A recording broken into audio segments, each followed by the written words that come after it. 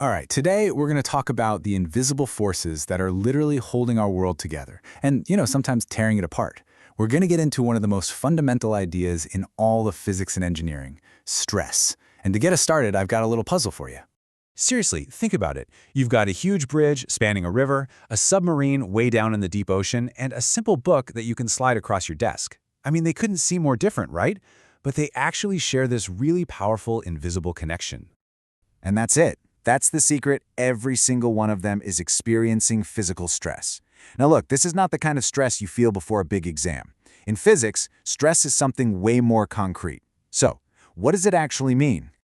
Okay, so here's the key. Stress is an internal force. It's how all the tiny particles inside a material are pushing and pulling against each other when some outside force comes along. This is the language engineers use to figure out if a material is going to bend, or stretch, or just break.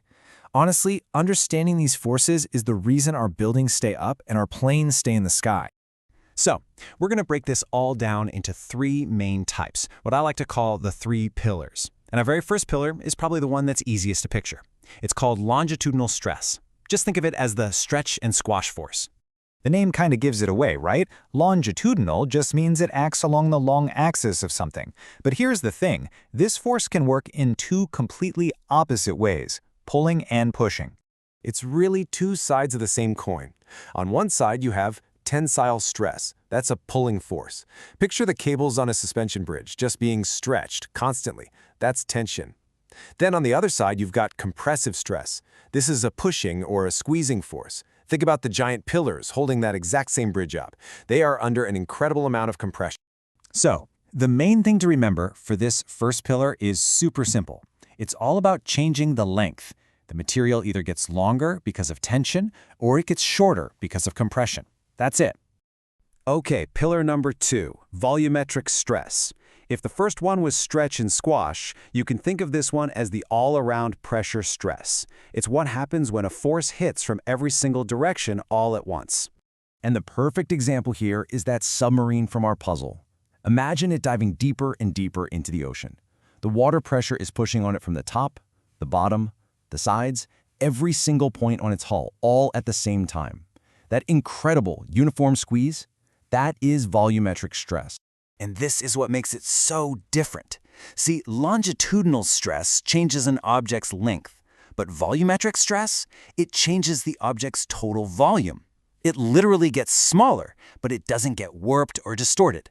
A sphere that's under this kind of stress just becomes a smaller sphere. The shape stays the same.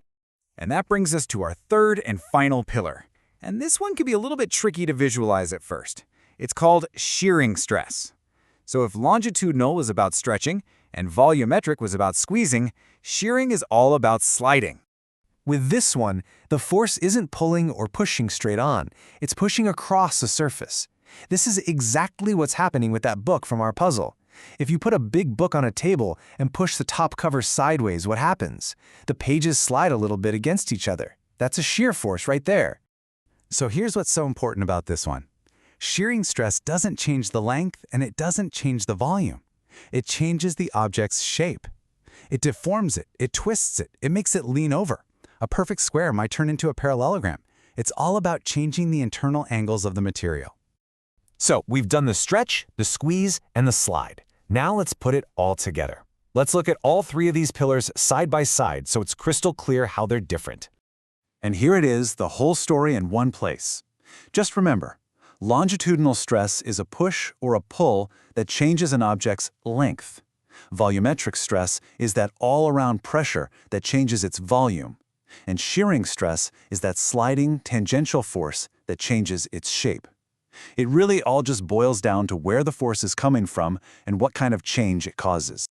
And this is why all this stuff matters so much. Engineers aren't just winging it. They are carefully, meticulously calculating all three of these stresses to pick the right materials and the right designs. An airplane wing is dealing with shear from the wind, while its body is dealing with volumetric stress from air pressure, and its landing gear is dealing with massive longitudinal stress during takeoff. It's a constant battle of forces. So, as we wrap this up, I'll just leave you with this thought. We've seen all the different ways an object can be pushed, pulled, and twisted. The real challenge, the one that drives so much innovation every single day, is finding or inventing materials that can handle all of these forces at once. What do you think that even looks like? Thanks for joining me for this explain.